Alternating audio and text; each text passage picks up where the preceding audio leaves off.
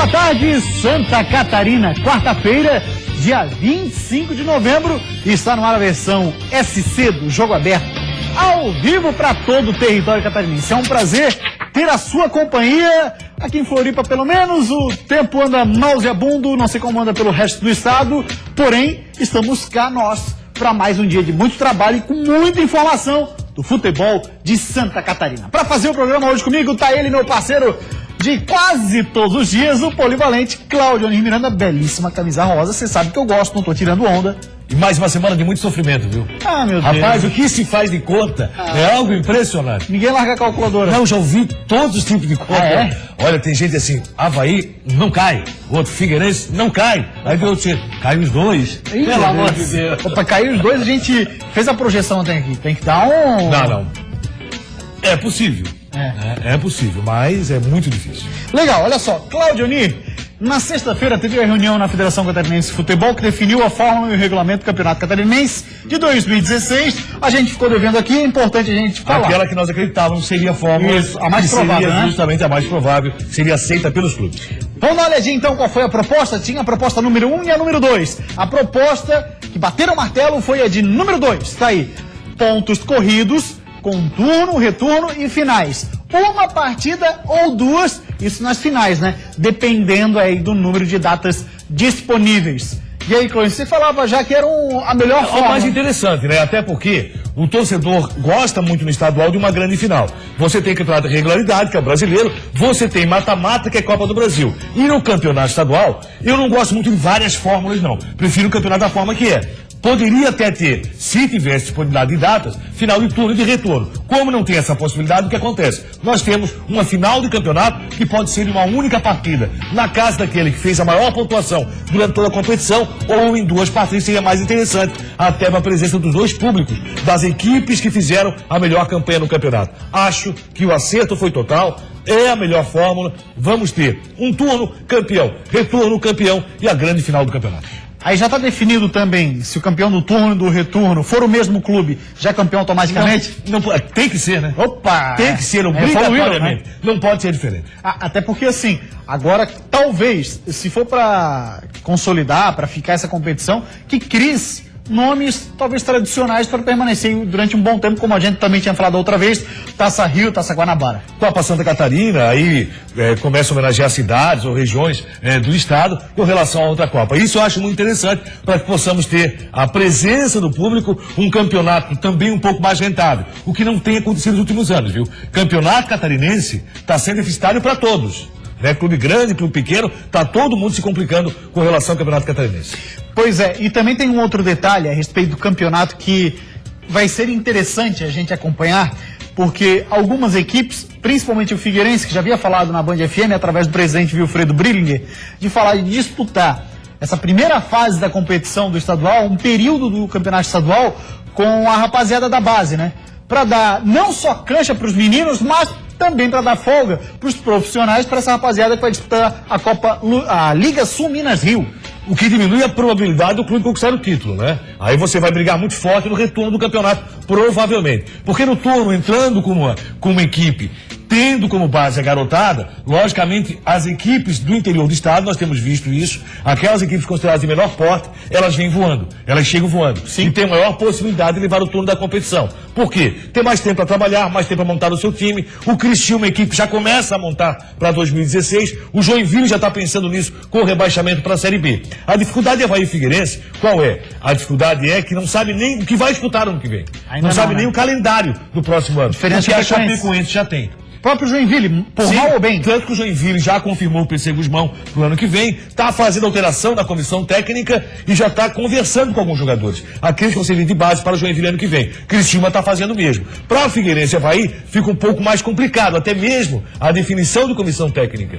Permanece a comissão técnica desse ano pro próximo ano, ainda não está definida. Muito bem, já que você falava do Joinville, vamos então, Cláudio Onir Miranda. PC Guzmão já é treinador do Joinville para a temporada de 2016. Acertada a decisão, hein? O clima na fala de todo mundo já é de despedida. Todos nós jogadores sabemos que é dessa forma, que não tem como a gente correr disso, então é desejar boa sorte para quem fica, para quem vai também boa sorte, dar um abraço apertado e falar que tentamos fazer o melhor de cada um aqui, né? E a vida que segue. Pois é, tá quase na hora de se despedir, porque o Joinville ainda tem 2 jogos pela frente. O Jack pega o Cruzeiro no Mineirão e o Grêmio na Arena Joinville. Já rebaixado, dignidade é a palavra pro Coelho nessas próximas partidas. Quando a bola rolar, eu acho que todos vão estar cientes da oportunidade, do momento, independentemente de ter a queda ou não, é de estar fazendo o melhor dentro de campo. Além de se despedir da Série A da melhor forma possível, os objetivos individuais também viram motivação nesse momento. Kempis, agora jogando sem pressão, quer aproveitar para aumentar a marca de gols. Até agora, ele fez 6 no Brasileirão. Vou tentar ainda melhorar essa marca, né, porque o campeonato ainda não acabou.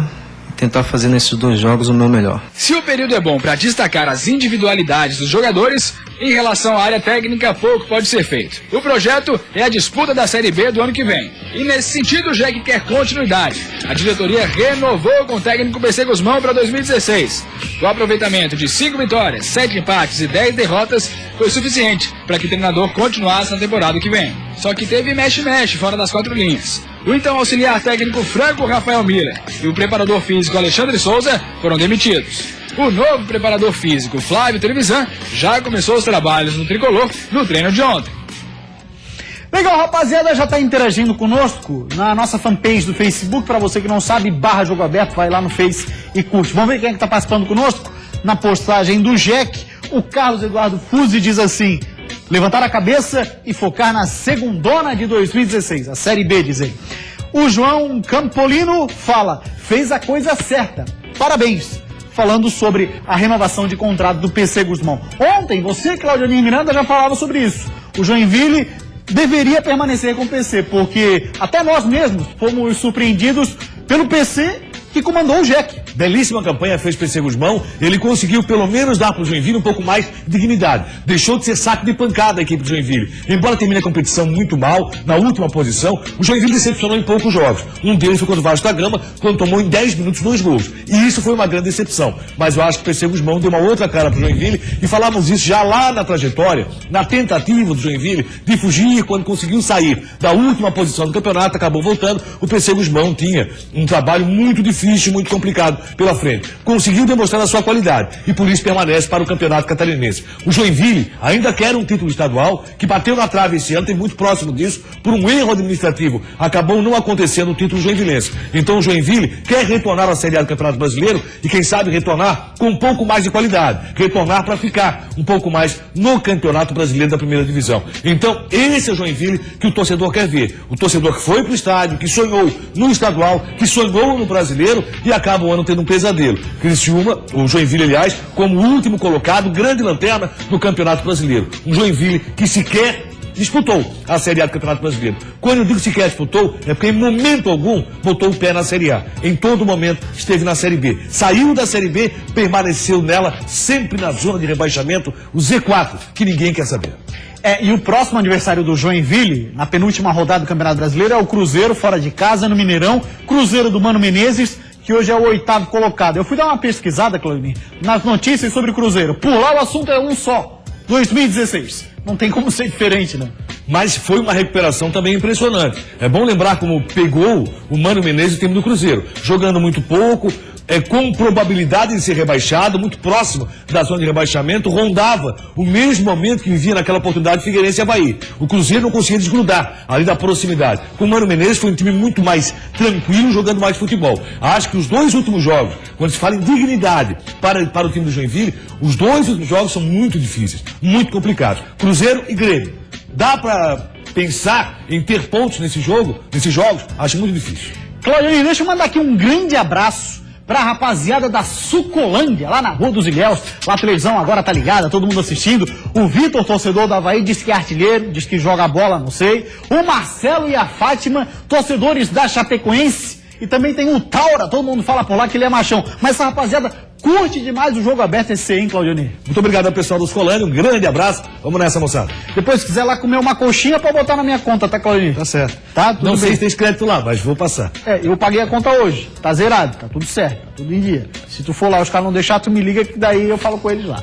12h40, vamos pra uma rápida parada, depois do intervalo, nosso assunto segue sendo o futebol de Santa Catarina. Não tem como não ficar tenso, não tem como não ter tranquilidade no momento desse. A gente tenta manter o maior nível de concentração, o maior nível de tranquilidade, mas é difícil. Um desempenho terrível nos últimos 9 jogos fez com que o Avaí voltasse a frequentar a zona de rebaixamento. Acho que o professor botou os moleques da base para jogar, sem medo, e acho que estamos correspondendo à altura. Voltamos com o Jogo Aberto SC, 12h42, e agora para falar do Figueira. Vem cá, qual será o peso... Esse vídeo é sensacional. Qual será o peso de estar perto do Z4? Muitas vezes a gente pensa que está preparado para o peso das coisas, mas acaba não sendo bem assim. No momento, o torcedor do Figueirense só espera que o peso de não ter conseguido a vitória contra a Chapecoense não se torne uma carga muito grande em cima dos jogadores para que o futebol alvinegro flua melhor no jogo contra o São Paulo. Tem muita coisa negativa pesando para os dois lados dessa balança. Para o lado do Figueirense, tem a pressão por se manter fora da zona de rebaixamento, além de um tabu de 10 anos. Para o lado do São Paulo, é a pressão para se manter dentro do G4, além de dar uma resposta para a torcida depois de levar aquela goleada para o Corinthians. Por isso, vai entrar mais leve em campo quem acabar conseguindo manter a ansiedade em baixa durante essa semana. Então é hora de transformar o peso em motivação. A última vitória do Figueira contra o São Paulo foi no dia 10 de agosto de 2005. 3-1, com 2 gols de Adriano e um de Michel Bastos, que hoje está lá no tricolor. Passada uma década, além de praticamente garantir a permanência na Série A, um triunfo marcaria o nome de cada atleta na história do Furacão.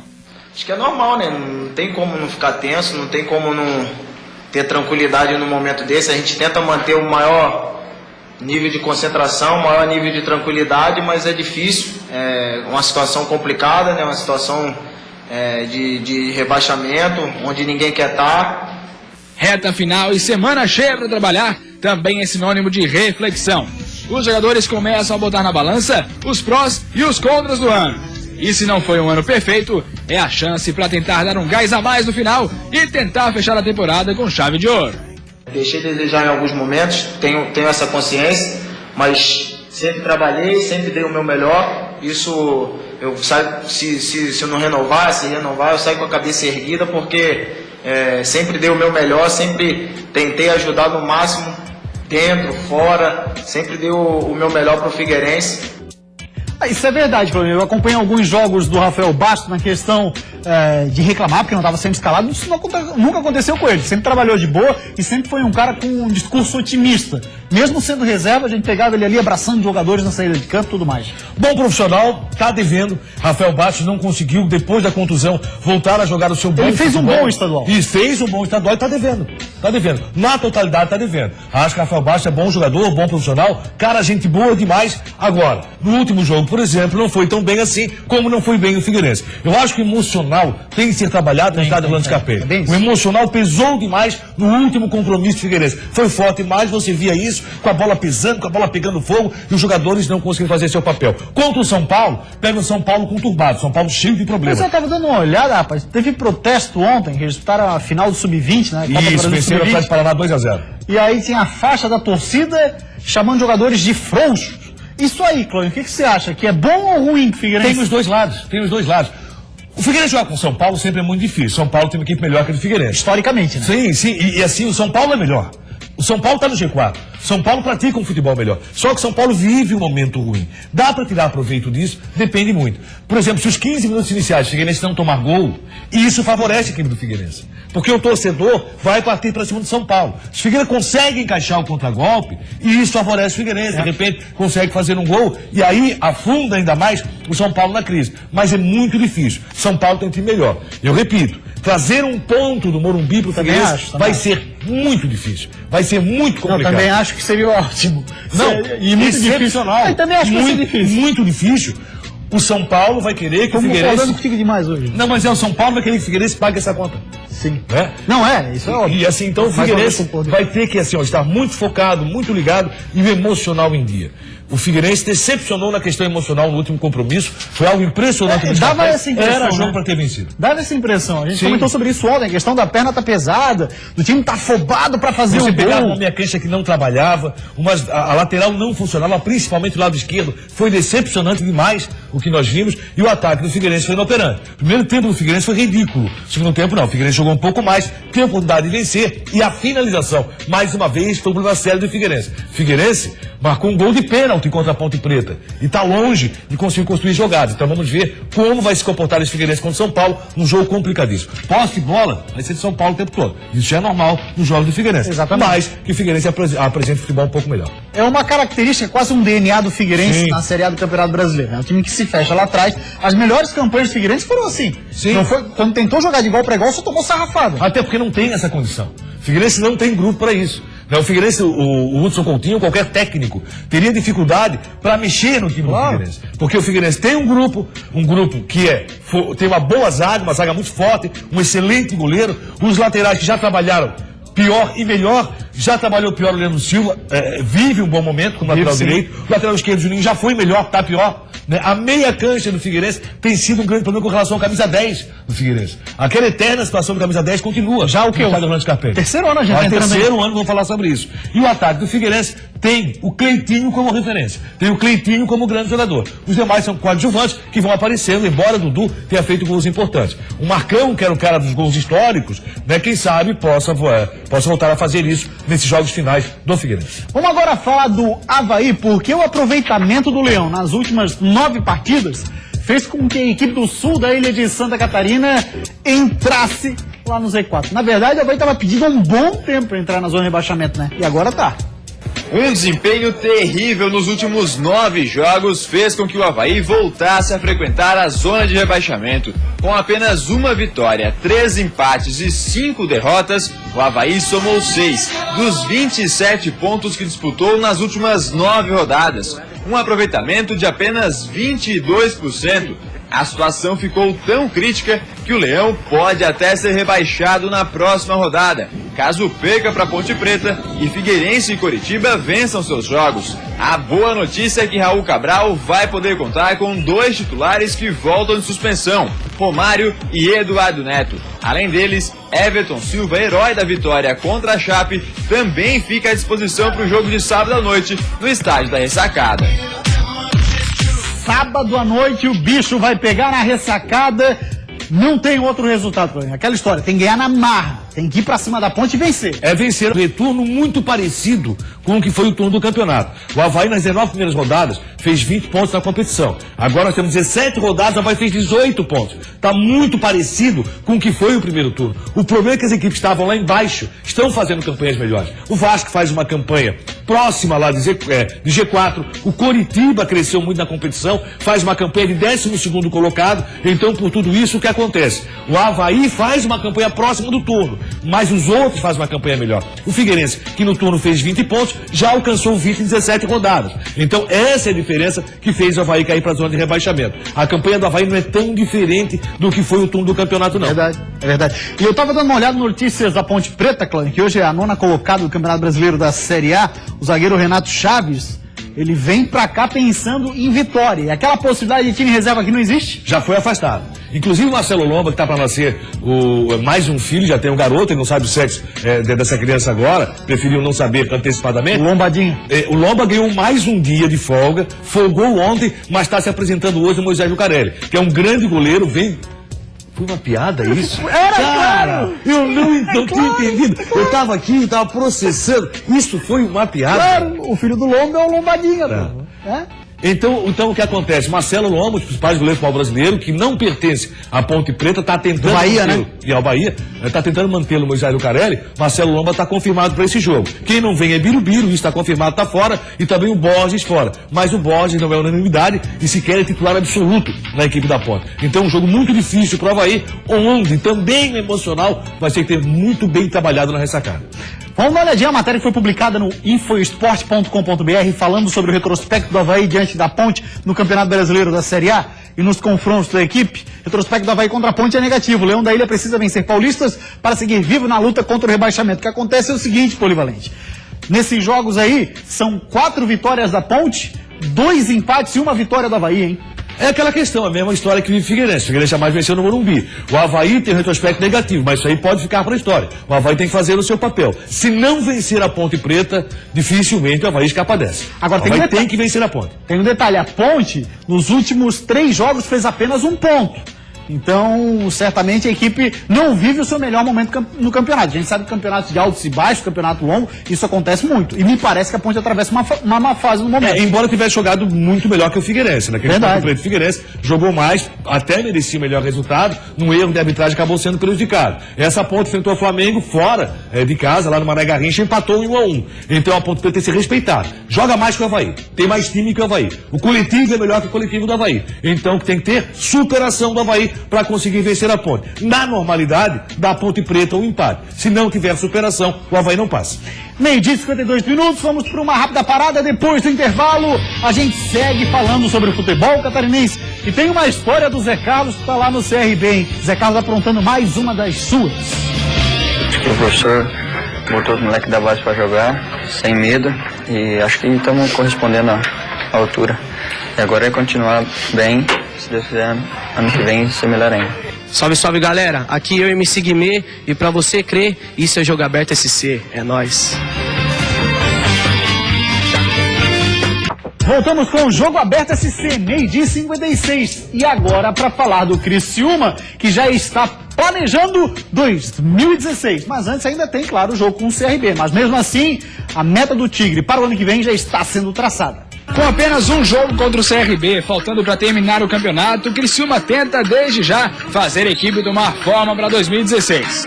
Quem assistiu aos últimos jogos do time, com o comando de Roberto Cavalo, sabe que a oportunidade para os mais novos não tem faltado. Acho que o professor botou os moleques da base para jogar, sem medo, e acho que estamos correspondendo à altura.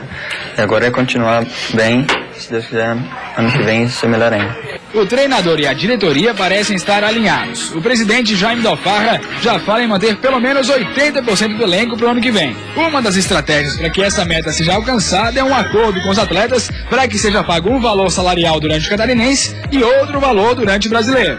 E grande parte do time que vem jogando é composto por garotos da base. Em relação a esses atletas, para a diretoria o momento é de blindá-los de maiores preocupações para que o máximo de cada um seja extraído até o apito final da última partida. Por isso, pensar em Catarinense, Série B e talvez Copa Sul Minas do ano que vem, só mais pra frente. Sobre o Sul Minas, ele não mandou a gente se preocupar sobre isso agora, trabalhar bem a semana e conseguir a vitória agora, depois pensar no Sul Minas.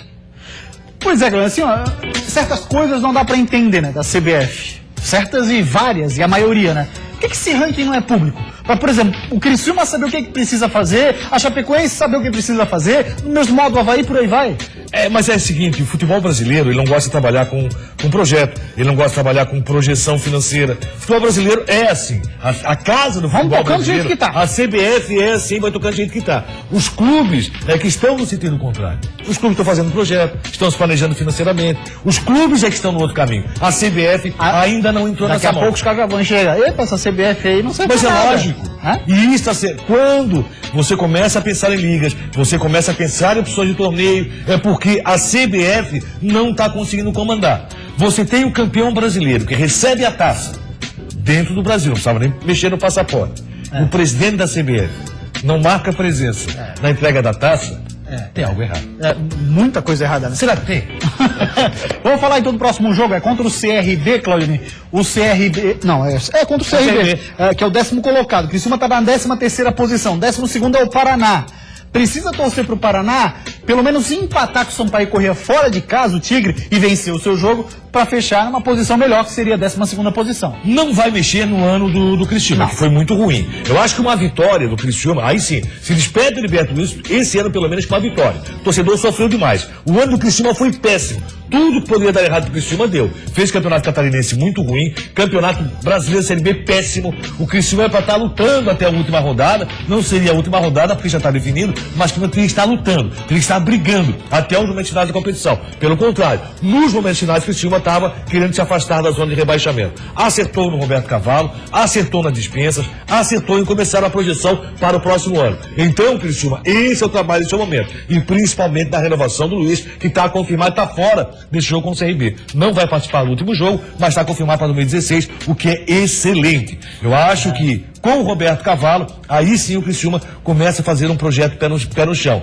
Até porque tudo que poderia gastar e um pouco mais, o Criciúma gastou. Se teve um time bem financeiramente esse ano no futebol catarinense, com condições de fazer um grande trabalho, um excelente grupo, mas contratou gestores errados, foi o time do Criciúma. Roberto Cavalo conhece muito bem Santa Catarina, conhece demais por ser treinador aqui e por ser também jogador no futebol catarinense, o ajuda bastante. Deixou de ser um treinador regional para ser um treinador de conhecimento nacional. Sim. Ele conhece o futebol do interior de São Paulo, sabe onde buscar as peças. Excelente mercado, Isso hein? é muito importante para um treinador.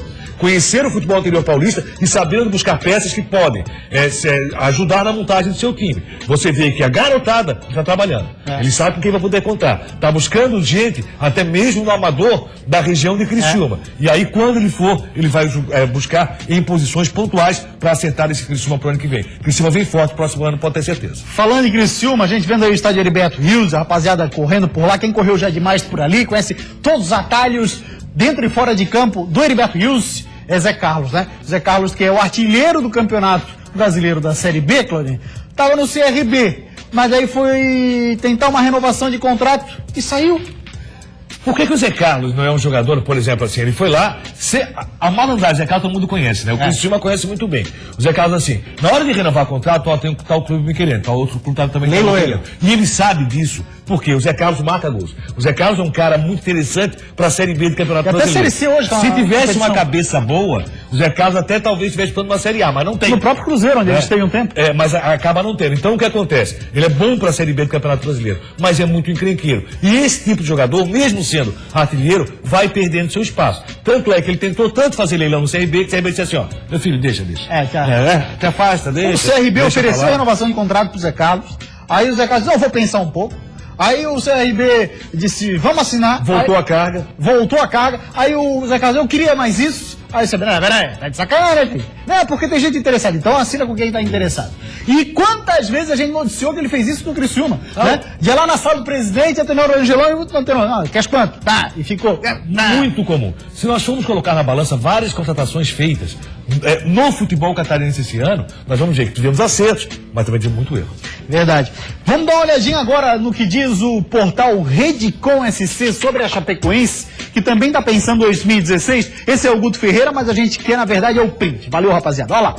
A informação que saiu na Redicom é essa aí, ó. Chapecoense se reúne com o técnico Guto Ferreira, mas acerto é adiado. O acerto para a renovação de contrato de Guto Ferreira poderia ter ocorrido ontem, mas acabou adiado. Dirigentes da Chape se reuniram com o técnico pela manhã para encaminhar uma definição. Porém, o profissional pediu para discutir o assunto após a Série A do Brasileirão. Faltam 2 jogos, a última rodada será no dia 6 de dezembro. A tendência é de que o comandante permaneça em Chapecó para a próxima temporada. Quis dar uma segurada no freio, Claudio Miranda. Ele ouviu o canto da sereia, viu? O canto da sereia veio do Morumbi.